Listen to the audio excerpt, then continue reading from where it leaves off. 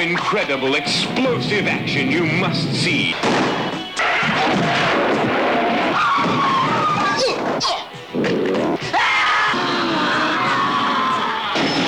The Toxic Avenger is coming to your town.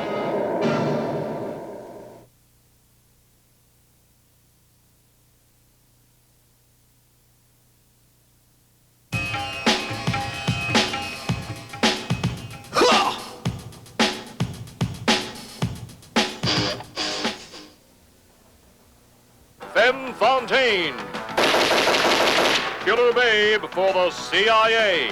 The Troma team proudly presents the first truly traumatic female action hero in Femme Fontaine.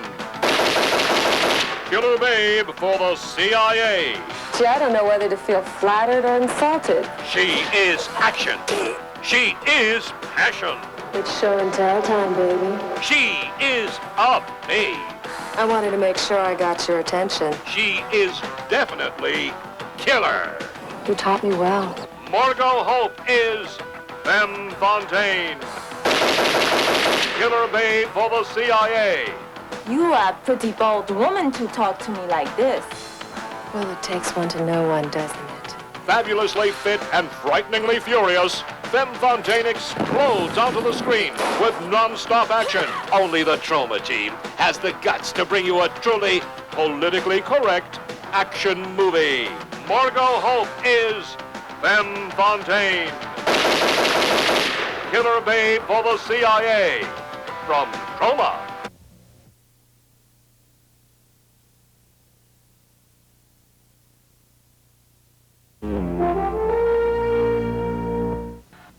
His name is Sergeant Harry Griswold. He's an undercover cop who takes his job seriously. I need to commandeer this vehicle. And he's always careful. Crime is at an all-time high. And to make matters worse, an ancient prophecy has unleashed an unbelievable evil spirit. And Griswold is caught in the middle of the crossfire. Strange things begin happening all around him, and even stranger things begin happening to him. A regrettable twist of fate has chosen you as a recipient of amazing supermortal powers. He is crazy. He is confused. And he is turning Japanese. Can't believe this. I'm eating smelly dead fish, and I'm loving it. But raw fish is chopped liver compared to the wild adventure that is about to take over Griswold's life. He becomes Sergeant Kabuki Man, NYPD. Able to lead tall muggers with a running start.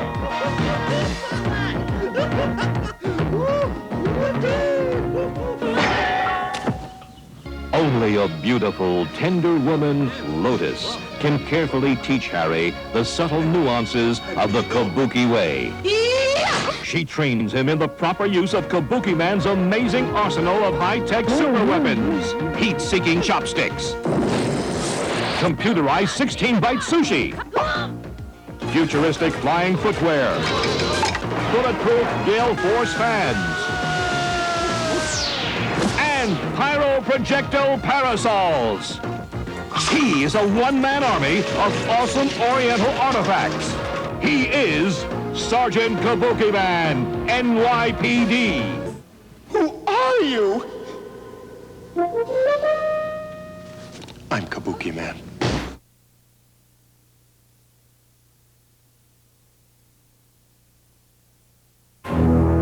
Way back beyond the future, in a land before time began, the day after has become the day before. The Tromaville of the future has become a dinosaur hell.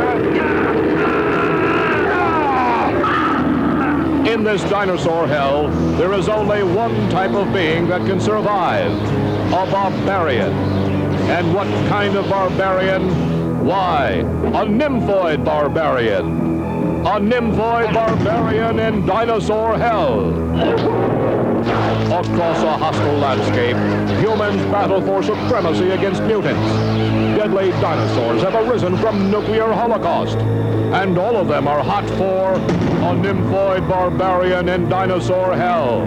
Yes, for the first time ever, the prehistoric meets the prepubescent. She's the last womanoid in the Tromaville of tomorrow, and she's wanted by men and mutant alike.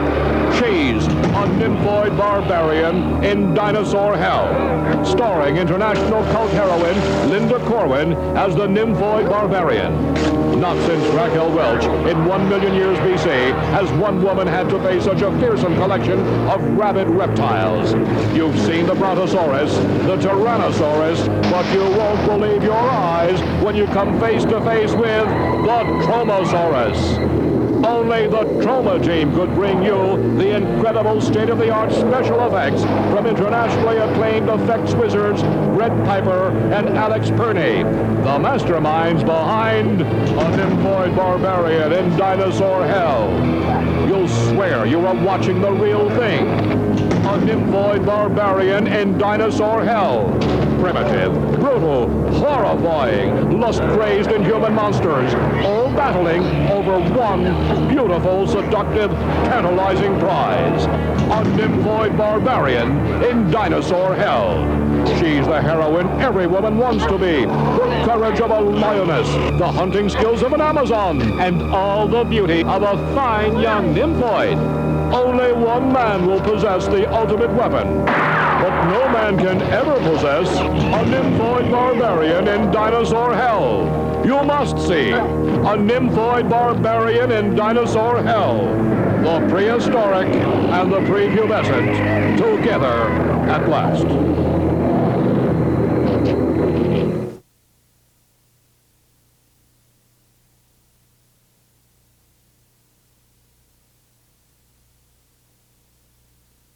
Tromaville is threatened for the third time by 3 times the evil.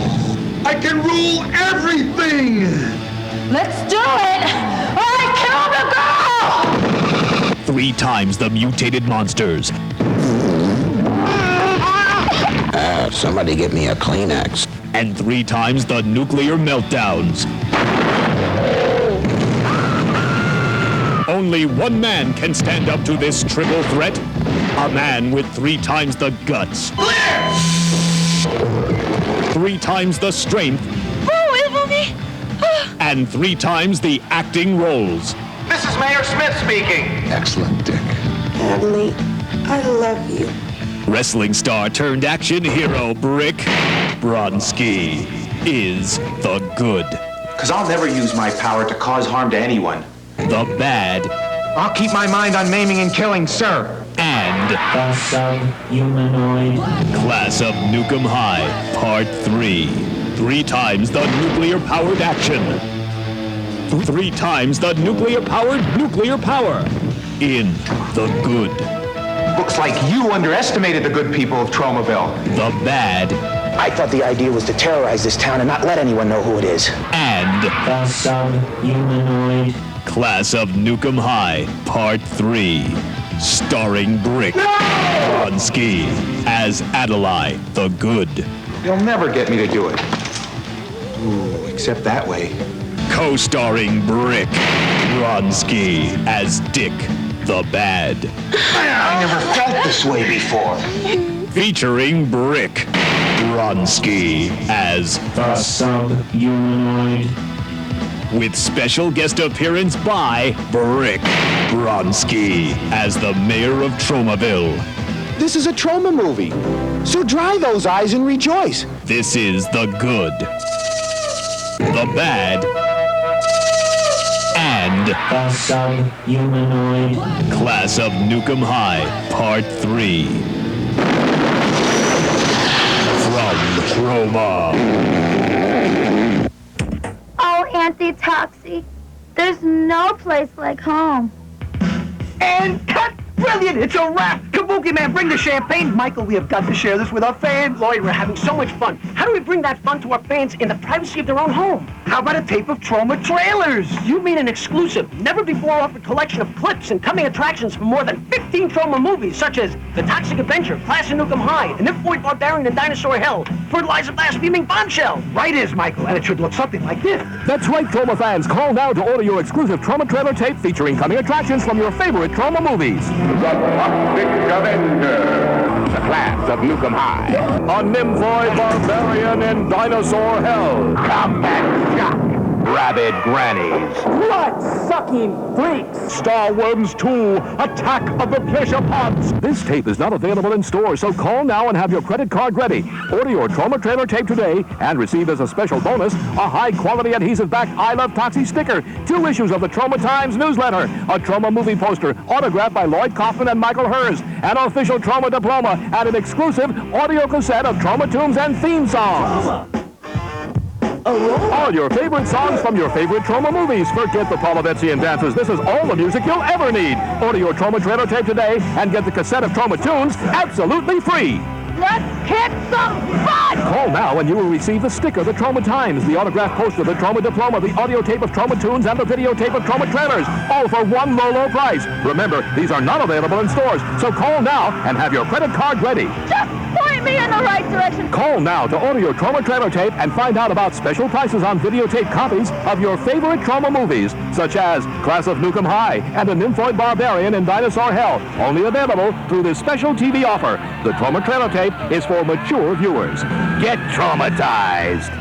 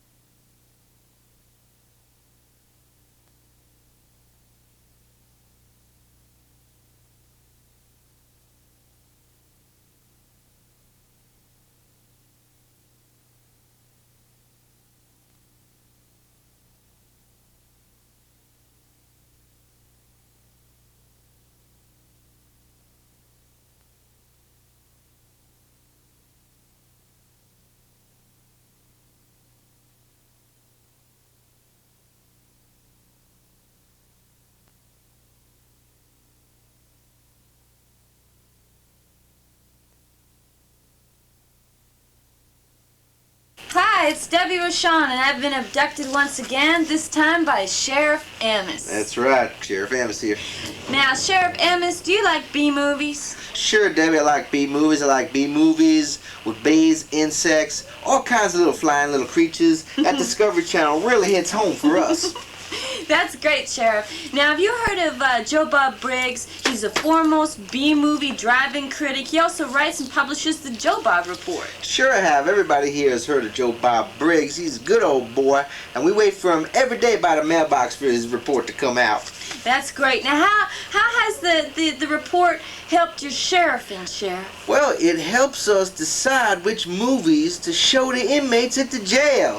That's great. Now, I have a column in there. Did you notice? Everybody, Debbie, knows about your column in there, Sugar Plum. Well, that's great. Now, I just want everyone to know that they can write in for their free copy of the Joe Bob Report. All they have to do is send in their name and address to the Joe Bob Report. Post Office Box 2002, Dallas, Texas. Zip code is 75221. Now, while you all go off and take a look at Bengie's drive-in, I'm going to stay here and convince the sheriff to keep me handcuffed.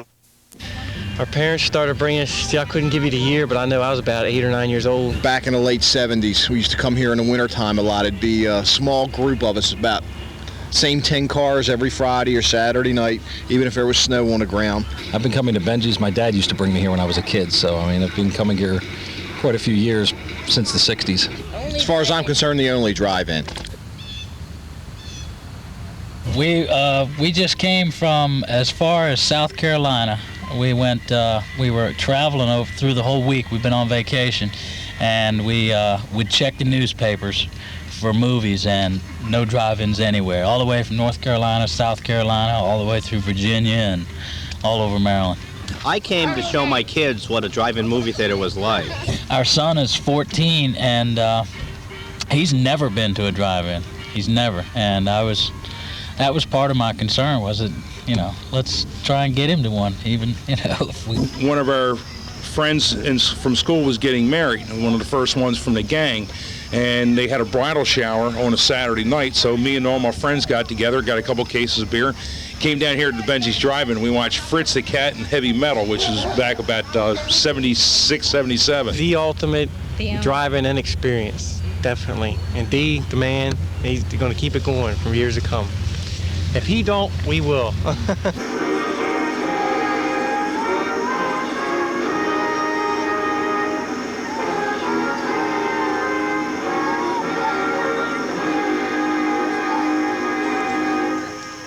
Well, I decided I was going to have a business, and I was raised in the drive-in business, and I only really ever worked in movie theaters, except for I'm a salesman of sorts. My education was in psychology. I have a bachelor degree, but I've never used it. Well, that's not true. In 1988, the premises was pretty well absconded here. It's pretty bad. My dad and my brother Freddie had given up running this theater. They leased it to another company. We pretty much let it go. Really bad, very bad. The marquee behind you, you see? The Bengie's letters at the top are blown out. There was no lighting on it, hardly whatsoever. The board face was, half gone. The lighting, the fluorescent lighting you see in the front, didn't work. The premises itself, there wasn't a single speaker left. A lot of speaker poles missing. The glass in the front of the refreshment center had been removed. One piece had been broken, so that the former owners decided to break the rest out and put boards up. They were going to put it back when they left, but they never did. Pretty much wasted the whole premises. It was not pretty. And I saw this. It broke my heart. I went to Dad and I made a better offer, pure and simple. I didn't know what they were paying, so I just made an offer, what I could afford, and he didn't want me to have it. He thought he was saving me from something. He would have been.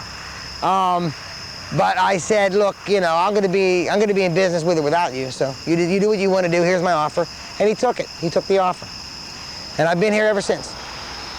He's the worst landlord I've ever had, too, by the way. Men, there's a drive-in movie full of juicy people. Wow! It's a trap. It's big. We've had it, men. The very first pin that Dad laid, now I know this from when I was old enough to help him survey drive-ins. His first pin was the screen tower, the center. His second pin was the projection booth, the point of projection.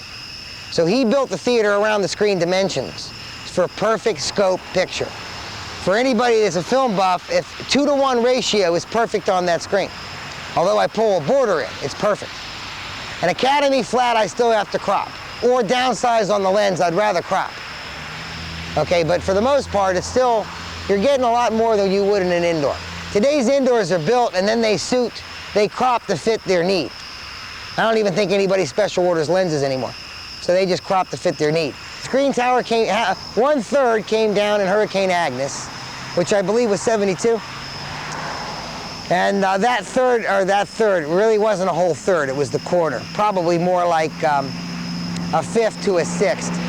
But instead of curving the beams, they were put up straight. It's causing me a little problem on focus. But the full screen is back to its original size, and it was put back 52 by 120. It was funny, when Agnes hit, rather than close the drive-in, Uncle Hank moved the projectors over, borrowed lenses to downsize the picture, and he still had the biggest movie picture with what was left. Your attention, please. If you're leaving the theater, please hang your speaker on the speaker stand before starting your car. Don't take chances on accidents which may damage your car. If you accidentally tear off your speaker, please don't be frightened. Simply turn it in. Well, we are fortunate, our family being in the drive-in business. We've stockpiled. many, many of these, because there are some available today. They're extremely expensive to buy. In fact, the vandals, that's why we've got to keep the vandalism out of here. If those speakers start to disappear, I'm out. I mean, they're going to be gone. And everybody loves them, so my regular patrons protect me. When we prosecute, we do it in a big way for stealing, and the county backs me, so it's nice. I use all the remnants from all the theaters we ever had. So surplus parts. You don't really have any one speaker up there. You have very few left that say the Bengie's Drive-In. Most of them that say anything say Vogel Theaters. And then you have ones that are just generic. They came from other places, and you know. So it's quite an array. You have a whole museum full of different speaker parts. But I promote the FM stereo because today's movies are filmed in stereo, and using the bilateral transducer and splitting the system into the FM stereo, I think that's really the optimum sound. It's neat. But boy, that little speaker still gives you real quality sound, I will say that.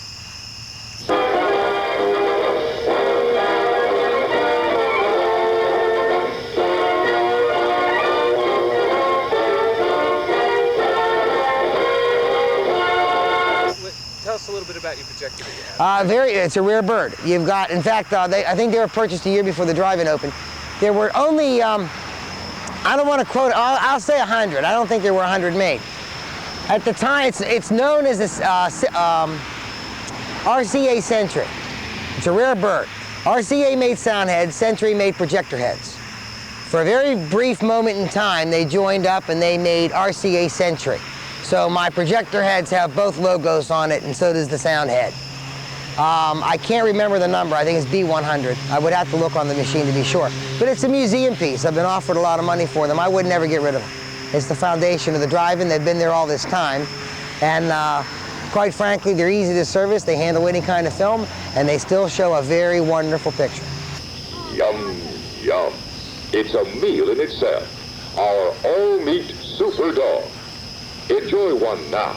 The way the Bengie's was set up was with 2 seating areas and then the concession stand in the middle, and all glass front so you could see the movie while you were buying food, which only halfway works for a lot of reasons. I mean, if it was exactly the way he had planned it, it would have worked perfectly.